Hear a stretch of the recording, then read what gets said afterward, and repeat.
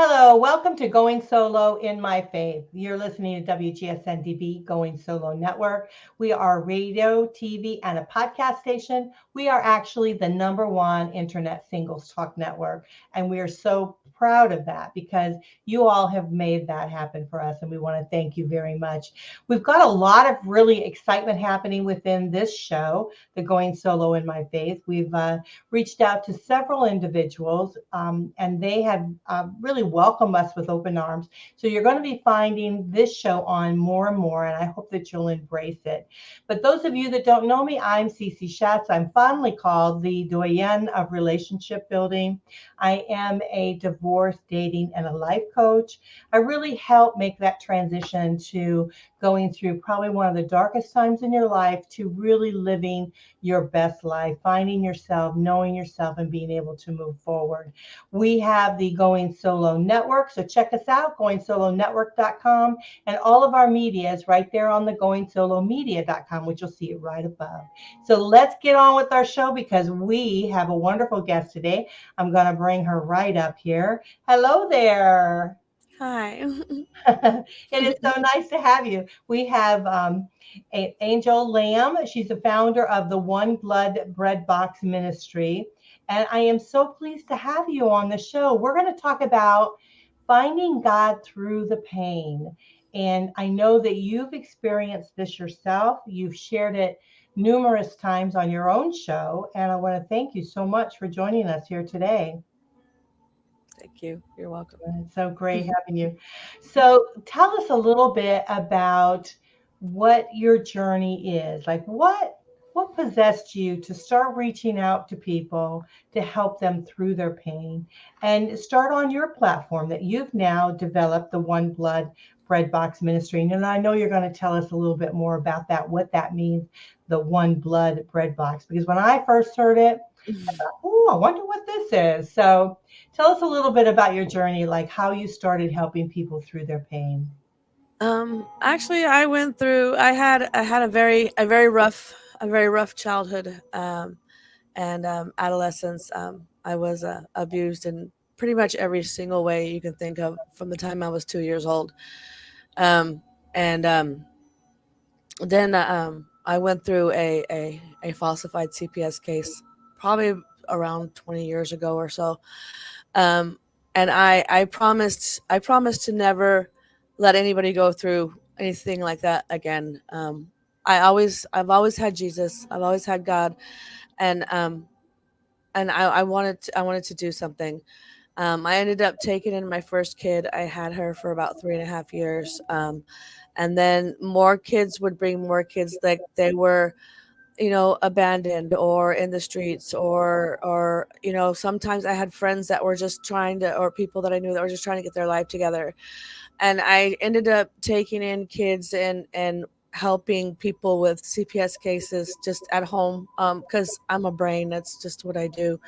So I started helping people with the system, and kids, and men in prison, and as a cosmetology instructor and a hairstylist, there's always women who are in abusive relationships and stuff. And so I took all the things that I went through, and I'm trying to stop the pain, trying to help other people get through and let them know that no matter what you're going through, and no matter how bad it is, that you can just keep getting back up. And I had like a safe house, where kids could hang out at and play PlayStation and have bonfires and eat, and me shove Jesus down their throat. But they're that way they're not around gangs or any of that. And somehow we called ourselves um, The the island of the misfit. misfit toys, the island of the misfit toys, because we didn't Mhm. fit in anywhere else except with each other. That's where the misfit army disciple came from. My kids are still running amok. They're in their 20s. They're trying to adult. But I have And that's hundreds such of a them. I have hard They're age. everywhere. Yeah, Mhm. that's a really hard age. I mean, going from, okay, now you're no longer a kid, right? Right, You're supposed to be this adult. You don't really know how to be an adult. right. And so, and a lot of kids, if they're in any kind of foster care or anything like that, as soon as they become legal age, man, they're out. Amen. That's And exactly what I do with every time they turn yeah, 18. My and baby they don't know rhino. what.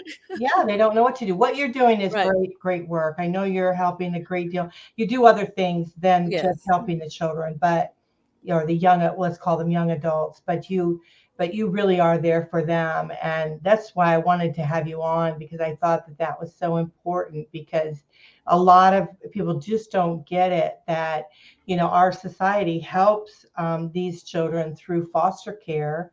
And then when they become legal age, they're just dumped, Amen. and Amen. they're on the side of the street. And And they what got do they do? nobody. They got nobody. And Nobody. they're not easy. Yeah. They're my baby. I'm in Phoenix right now, and Mhm. my kids are in Tucson, so I can focus because God said He has to help me cut that umbilical cord. I love them, but they do get stuck in the system. And the last one, he was a runner for 10 years, but he's fine now. But when they do turn 18, they don't even have the resources that they had before. They just drop them off to like they and there's nowhere for them to go, and there's nobody to love them back. Yeah, that's There's very, a very gap. difficult. There's a gap. Yeah.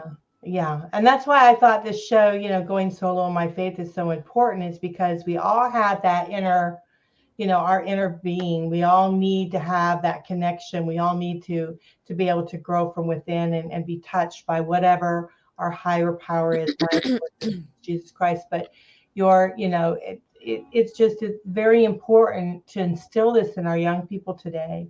And because they don't get a lot of that upbringing as they continue on in their life, they don't get that, where it's important to, turn, not to alcohol or drugs or whatever, but turn to your Somewhere to higher turn. power to keep you uplifted, to keep you moving forward, to keep you, in that center core. Your center core is very, very important. So, how many children do you think that you've helped over? Oh, there's hundreds. There's hundreds. I have 17 years of teaching cosmetology school. They're my babies. Yeah. I have I don't know. I know that I do on my list there's 47 of them. Hmm. But there are hundreds of them. I don't know how many there are. It's And my right now kids would you bring have more kids and how many? huh? Right now Right you have. now, currently, I'm all Yeah. by myself in Phoenix trying to finish my degree and get this out into a book Right. because I was teaching out of my class, and my last baby just turned 18 in Hmm. October of last year. My baby rhino, I call him like the rhino from Jumanji, came in at the last minute. But he was a runner in the system for 10 years. And I even told the workers, I said, he's fine. He's got 46 other brothers and sisters. He's fine. Yeah. And he pops up with the other kids. And they just kind of gravitate together. But there is with the gap, there whole no student left behind. They Hmm. keep pushing them forward from grade to grade to grade. And in the system, some of them, they don't even make them go to school. So then when they get dropped off at 18, they don't know how to read and write. And they don't know how to fill out an application. And they don't know how to actually go get a job and to get an apartment. But there are a lot of them out there. There's so many of them out there, and they're stuck. Yeah. They're Wow. stuck. It's just, it opens our eyes. So often we cry about things that are stupid. You know what I mean? We really Oh, do. oh, And I yeah. my mother used to always say, there is someone else out there that's far worse off than you are, little girl. Right, So, right. suck it up. And yeah, no, I totally get that. And I think what you're doing, the work that you're doing is tremendous. So take us through some of the steps that you do with these children as they're developing and being more aware of faith in their lives. Um, well, I'm the mama. Mama Bear, right? I'm the mama. That's what they all call me, mama. Mhm. And I don't know. Just when they come in, I just take them as they are. And what are you going through? Like it's God just brings them to me, and I give whoever. And I used to bring him into the sober project. Tucson church, Pastor Larry Mungrina. I brought so many kids in there. It didn't matter if I brought a kid in that was off of the street that was detoxing. They would lay hands on them and tell me what to do, and it was really amazing. And I tried to teach them how to fill out applications, how to budget, how to because some of them can't even read. So that's how I started the audio visual. Is I'm like, how am I going to teach these kids the Bible when they can't even read?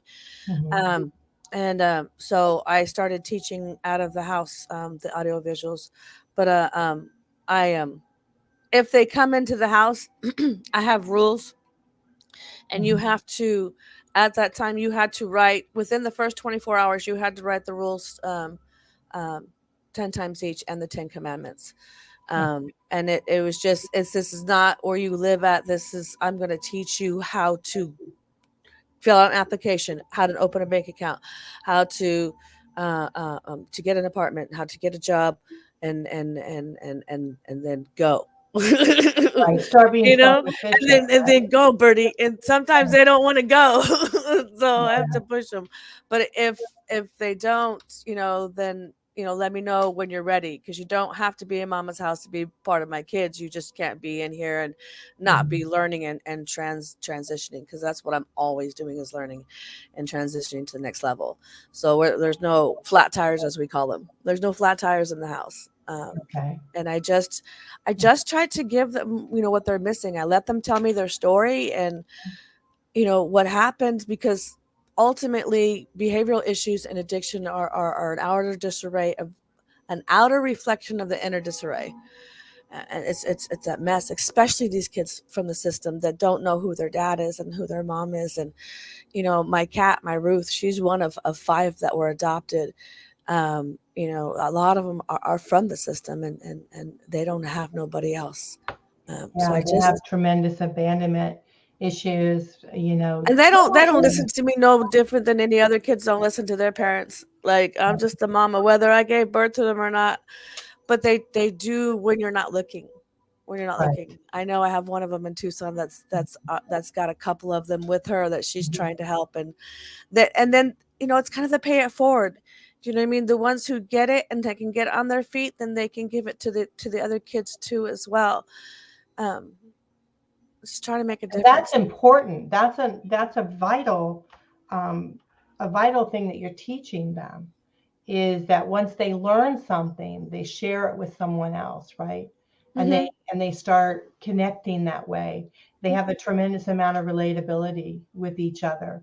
And so they become like mentors, right?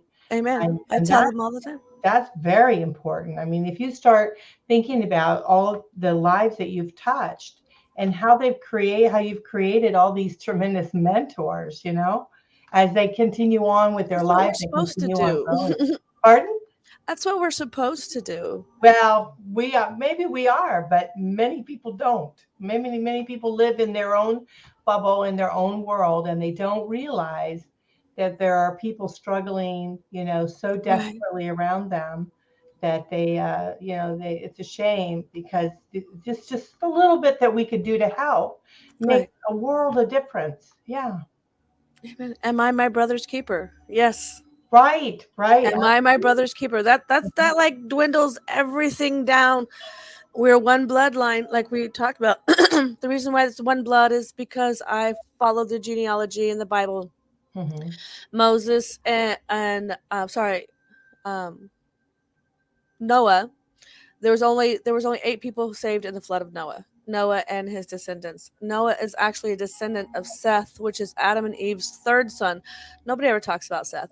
They always talk about Cain and Abel and how Cain killed Abel, but they don't talk about the 3rd son, who is Seth, which is who Noah was descended by, which means we're all one bloodline.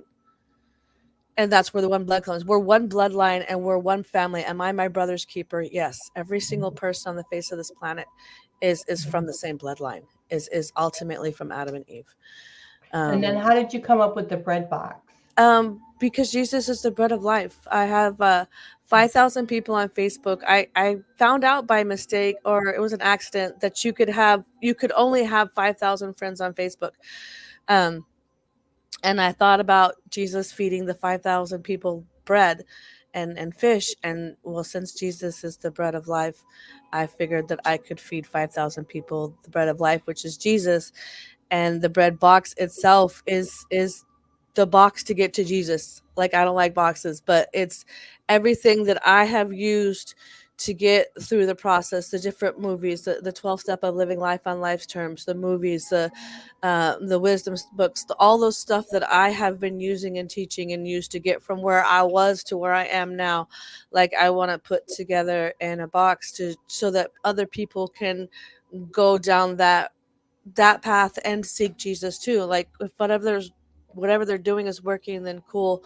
If it's not working, I came from a very, very dark place, and he saved me. Yeah. He saved me. I can He imagine. let me take everything that I went through, and be able to stop the pain for at least some of these kids. Yeah. Well, I totally understand that. Totally get that. Well, listen, we're going to have to take a short break, but let us share with everyone how they can get a hold of you. If they want to email you, they just go to Angel Angel Heather Heather underscore 1969 at yahoo.com. And so you can send her an email. Let's talk a little bit about the future, where you're seeing yourself, not only yourself personally, because I know you're trying to educate yourself, you're trying to write a book. There's various different things. We'll talk about that, but what you see in the future for not only yourself, but also for those that you're helping through some of these difficult times. So let's talk a little bit about that when we get back. Okay. Okay. All right. So we'll be right back. You guys are listening to WGSN-DB Going Solo Network, and we'll be right back.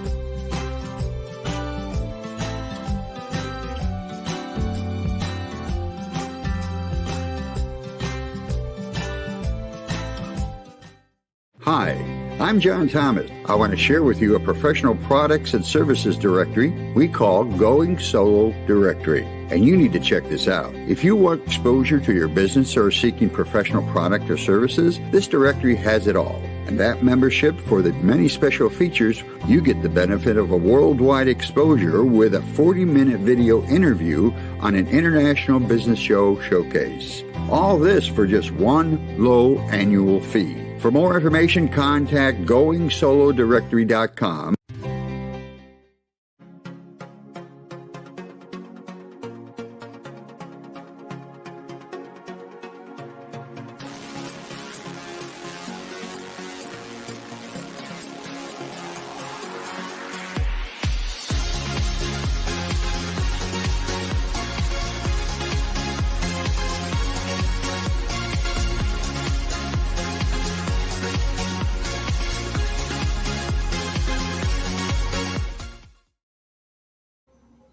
Hello, welcome back. You guys are listening to WGSN-DB Going Solo Network.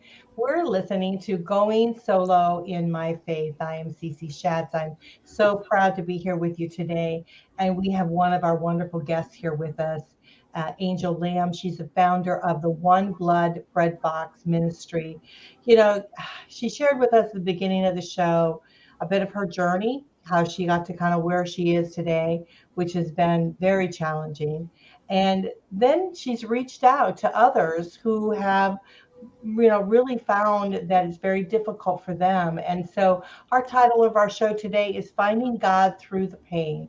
And so a lot of her ministry is young adults, that are traveling from possibly, the streets, maybe from foster care, various different things like that, where they find themselves alone. And she's exposing her faith and sharing the Bible, sharing her ministry with those, and helping them start to become, young adults and doing some of the things that we would take for granted. But she's sharing with them on how to go about doing it, how to start beginning a life as an adult, and that's a big chore, isn't it? Yes. I think I heard it best when it said, I heard a saying that said, raising a teenager is like trying to nail jello to a wall. Yeah, that's so right. I tell you, I have five kids. They're all pretty much grown now, and believe me, I know exactly.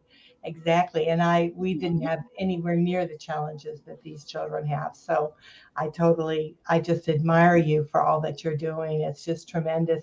So let's talk a little bit about helping those, going through the pain. What do you see in the future for, these children as you're helping them?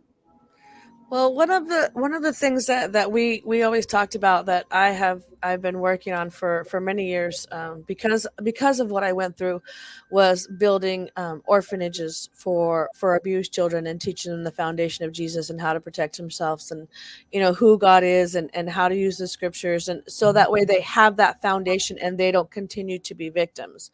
Right. And then as we were doing this, one of my kids years ago, Deshaun, is my spoon.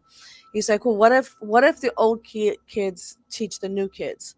And so for the last, I guess, 7 years or so, I have been trying to put it together to build the disciple centers to teach them the foundation that I teach, so that they can go out and teach, and also to teach into the orphanages, because I think if we get to the children when they're young and teach them the foundation of God when they're young, because they miss that. Nobody teaches them that, and they don't know how to protect themselves. They don't know how to pray, and they continue being victims. Mhm. So to teach them to not be victims, and to be able to spread this around where it can be used anywhere, where you can. And it's mostly all audio visual. It's both, so it's good for those. Like I said, a lot of them, they can't read and write, and it's good for kids too. So I think if we are able to teach the foundation, and to start different starting points where we can teach the foundation,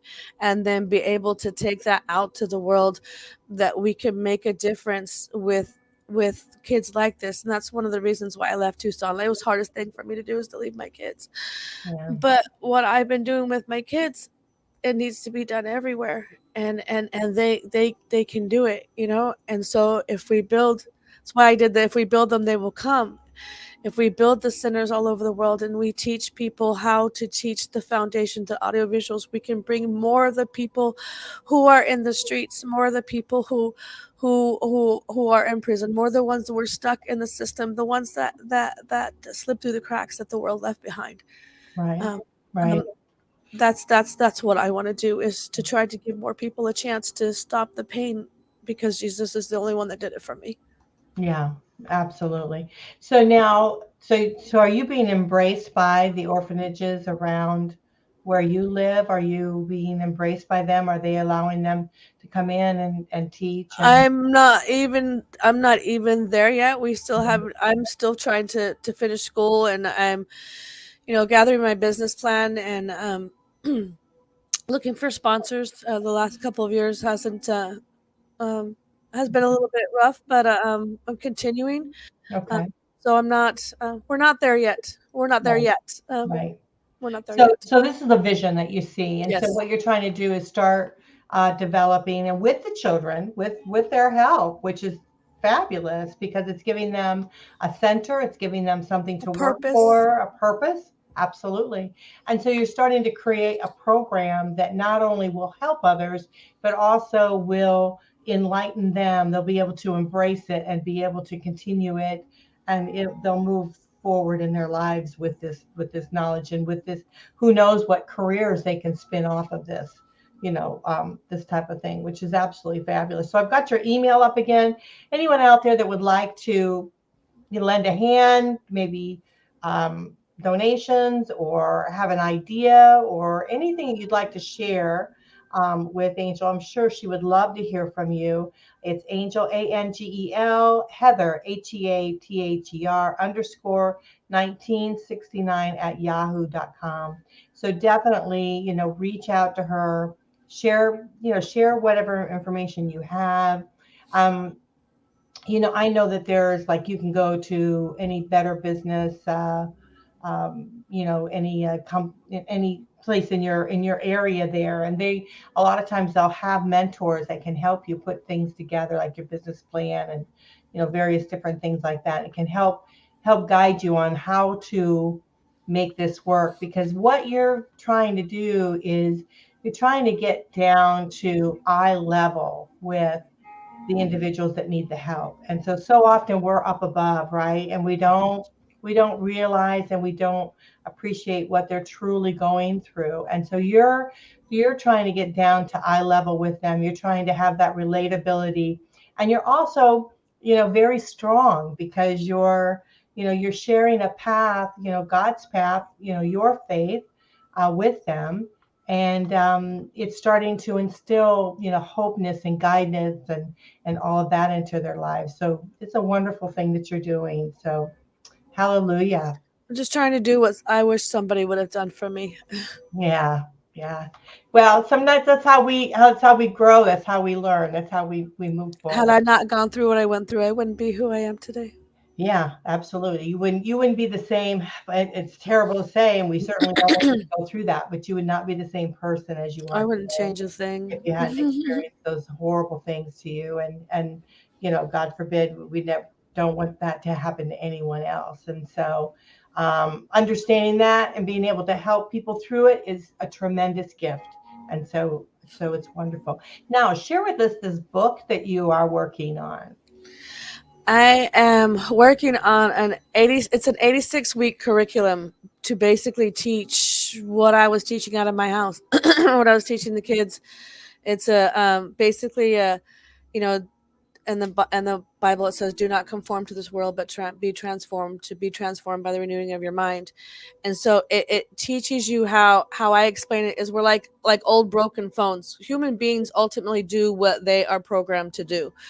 And so if they're doing bad things, that's their bad programming. So it teaches you how to undo what the world has done so that they can actually function in society. It's the thing, that's what I used to undo the 12 years of slavery mentality, to teach you what God says about you, to teach you how to take responsibility for your own self, your own actions, to work on you and to pay it forward. So kind of all the above what I taught, I'm trying to put it all in a book. I have an 86-week foundation, and it's basically the movies that teach the Bible. It's the testimony day. It's the wisdom Bible study, the 12-step on living life on life's terms. This is what happened to me. How can I turn this good for the kingdom? How can I help somebody else get through this? And it's basically how I got from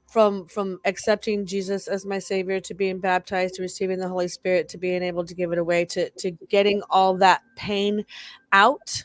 Mm-hmm. All those seeds that we have, and we shove and we shove and we shove and we shove, and there's just, after a while, there's nowhere to shove, and you just start seeding all over the place. So it kind of helps you to take all that old stuff out and put in like the new part. So you have a brand new phone, a brand new computer, and it will work the way that God intended it to work, and not the way that the labels and the things that this world has put on us that had made us behave and act and go through, the things that the kids are going through, the things that addicts go through, the thing that people in prison go through, abused women. It helps them to take all those seeds out and just feel that emptiness with God, and be whole, again. Yeah, wonderful. That's my process. I'm trying to put it in case, if what's, like I said, if what they're using is working, then use it. But if not, this works. Right. This works. Right. He saved me. Yeah, He it's just said, one more. It's just one more thing, right? One more thing to be able to have out there so that people in and I need. want it available to anybody. Yeah, You know, I think it's wonderful. Plus, it sounds like it's not only just a book, but it's a program that you can put in that you have put it in place, and that you can continue on. And those that don't have accessibility to your program can use the book to be able to move forward. So yeah, it's a great thing. So when do you anticipate that being done? I know that it's still in the this works. year, I have the calendars done and the stuff, and I did all the stuff. It's just, excuse me, it's just putting it all together in one thing. So it's just um this year. I'm gonna finish it this year. And I'm also getting my bachelor's at the same time. So it's Mhm. I have to sleep. I have to sleep sometime. The No, sun I comes say up that is my too. alarm. That's I'm my with alarm. you It's on that, girlfriend. I tell you, the sometimes I sun. wonder. I burn that midnight oil, and I think, "Whoa, I got to get up." And it's like time to get up, and I haven't gone to bed yet. Yeah, Right, the but when sun's you coming up, and do that's my what you alarm. love doing, you don't realize it. You don't Right, realize what you're right. doing. And And so we're doing missionary work in school right now, so it's you it's know great. it's my Yeah, thing. it's great. Yeah, that's wonderful. Well, again, if anyone's out there, you want to give a hand, give some advice, give, a donation or whatever that might need to be done, contact her. Angel, it's Angel, Heather, Heather underscore 1969 at yahoo.com. I believe you're probably at the beginning stages of developing your ministry business, because we have to understand that ministry is a business, and for us to be able to connect and do all of the economical things that we have to do. And so if anyone's out there that can help with that, building this One Blood BreadBox Ministry, I'm sure that you would love to be able to talk with them. And so again, you guys, just shout out an email to her, and give her some guidance, and some help her with the structure of developing this. So I think it's wonderful. Well, thank you so much. We're going to have to close out the show. It goes by so fast. So now, any last words you'd like to share with us? Um, just to tell the world to be nice. We dwindle down to two commands: to love our God with all our heart, might, and soul, and our neighbor like I would ourselves. So, not to look down on anybody. The only time we should be looking down on somebody is to help them up. That's it. Absolutely. Yeah, very That's it. well Just be said. nice. Very well said. Yeah, absolutely. Well, this was wonderful. I want to thank everyone out there. You're listening to Going Solo in My Faith. I am Cece Shatz, your host for today. You're listening to WGSN-DB Going Solo Network. We're a radio, TV, and a podcast station. Please reach out to us if you'd like. My email is going solo. What's my email? Going Solo Network at gmail.com. So it's Going Solo Network at gmail.com. Of course, all of the shows that you're listening to here today are on goingsolomedia.com. And then our complete information is on goingsoloNetwork.com. So just check us out. We love being here with you. I hope you enjoyed this version of Going Solo in My Faith. We know that we don't totally walk alone. And so this is why we decided we'd do a show like this. So thank you so much. We appreciate you being here with us, Angel Lamb. God bless you. Okay, Angel Lamb, the founder of One Blood BreadBox Ministry. Again, shoot her an email. Let her know that you've heard her here today, and that you would offer some words of advice or some help somehow. It's Angel, Angel, Heather, Heather underscore 1969 at yahoo.com. So thank you so much. We appreciate it. Thank you. Okay, bye for now. We'll see you next time.